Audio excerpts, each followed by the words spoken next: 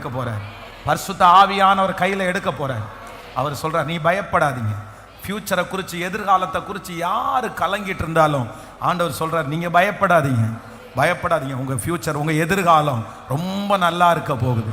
உங்க எதிர்காலத்தை கர்த்தர் கையில எடுக்க போறார். உங்க எதிர்காலத்தில் அவர் எல்லாவற்றையும் உங்களுக்கு செய்ய போறார். ஹல்லேலூயா, தேங்க் யூ ஜீசஸ். இந்த 75வது நாளை ஆண்டவருடைய கிருபையாய் நம்ம முடிக்க போகிறோம். இதுவரையிலும் அவருடைய கரை நம்மோடு கூட இருந்துச்சு.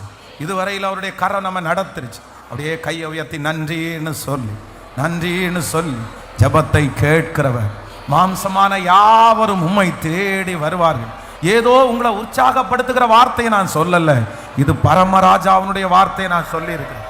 இங்க பிரசங்கம் பண்ணப்பட்ட வார்த்தை ஒரு மனிதனுடைய வார்த்தை அல்ல, இது கர்த்தருடைய வார்த்தை. இது தேவன் நமக்கு கொடுத்த வார்த்தை. நன்றி நன்றி நன்றி நன்றி நன்றி சொல்ல சொல்ல சொல்ல சொல்ல சிலரை கர்த்தர் சிறையிருப்பிலிருந்து கர்த்தர் வெளியே கொண்டு வர்றாரு. சிலருக்கு வெகுமதிகளும் ஆண்டவர் தரப்போறாரு. ஆமென், வெகுமதிகளும் ஆண்டவர் தரப்போறாரு. சிலருக்கு எதிர்காலத்திற்கான ஒரு வழியை கர்த்தர் திறக்க போறாரு.